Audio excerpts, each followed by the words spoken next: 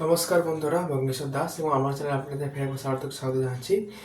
বন্ধুরা, আজ আমি এসেছি আরেকটি ভিডিও নিয়ে। তবে আজকে ভিডিওটা অন্যরকম হতে চলেছে, কারণ আমি এবার থেকে আমি ঠিক করেছি যে ভারতের বিভিন্ন ফুটবল ম্যাচ সম্বন্ধে আপনাদের আপডেট দিয়ে থাকবো এবং বিভিন্ন খেলাধুলা সম্বন্ধেও। তাই আমি আজকে থেকে এই শুভ সূচনা করেছি এবং যেমনটা আপনারা হয়তো জেনে থাকবেন যে আজ থেকে অর্থাৎ 31শে জানুয়ারি 2026 থেকে সাফ আন্ডার-19 উমেন্স চ্যাম্পিয়নশিপ শুরু হয়ে গেছে এবং আজকে খুব বেশ সুন্দরভাবে শুরু হয়েছে খেলার দুটো। এই আইবিএলের প্রতিযোগিতায় সবকটি ম্যাচ নেপালে আয়োজিত হয়েছে এবং মোট 4টি দেশ অংশ নিয়েছে: নেপাল, ভারত, বাংলাদেশ এবং ভুটান। আজকে দুটো ম্যাচ খেলা হয়েছে, বাংলাদেশের সাথে ভুটানের আর ভারতের সাথে নেপালে। তো এই প্রসঙ্গতে বলে রাখি যে এই আপনারা যদি জানতে চান যে এই খেলাগুলো কোথায় দেখতে পাবেন, তো আপনারা স্পোর্টস বার্স বলে একটি ইউটিউব চ্যানেল আছে, ওখানেই এই সমস্ত এই টুর্নামেন্টের সবকটা ম্যাচের লাইভ টেলিকাস্ট আর ব্রডকাস্ট হবে এবং আপনারা স্বাচ্ছন্দ্যে দেখতে পারেন সেখানে।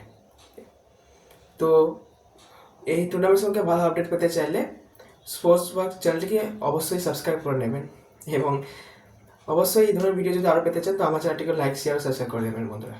তো আসা যাক খেলার খবরে বন্ধুরা। তো প্রথম ম্যাচটি ছিল বাংলাদেশের ভুটানের এবং বন্ধুরা কী বলবো, বাংলাদেশ ভুটানকে একেবারে 12-0 গোলে হারিয়েছে। বাংলাদেশের তিনজন প্লেয়ার হ্যাট্রিক করেছে আর একজন তো চারটে গোল করেছে।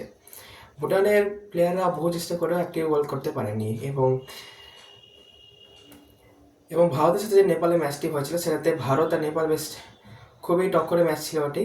প্রথম হাফে দুই পক্ষেই কোনো রকম গোল করতে পারেননি শত চেষ্টা করেও।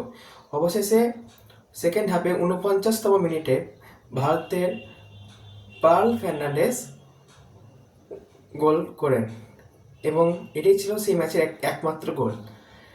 নেপালি প্লেয়াররা বহু চেষ্টা করেও তাদের পক্ষ থেকে কোনো গোল করতে সক্ষম হননি এবং এর ক্রেডিট পুরোটাই যে আমাদের গোলকিপার আর ডিফেন্ডারদের।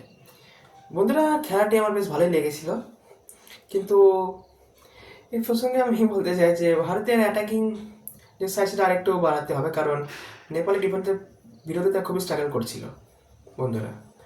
কিছুতে তার গ্যাপ খুঁজে করতে পারছে না এই ধরনের ব্যাপার আর কি। এর ব্যাপারে আমি এটাই বলবো যে তাদের অ্যাটাকিং এর দিকে আরেকটু বেশি নজর দেওয়া উচিত, এটাই আমার অভিমত। এছাড়া ম্যাচটি ভালোই লেগেছে আমার। তো বন্ধুরা, এই মুহূর্তে পয়েন্টস টেবিলে যদি দেখেন তো বাংলাদেশ প্রথম স্থান, ভারত দ্বিতীয় স্থান, নেপাল তৃতীয় স্থান আর ভুটান চতুর্থ স্থানে আছে।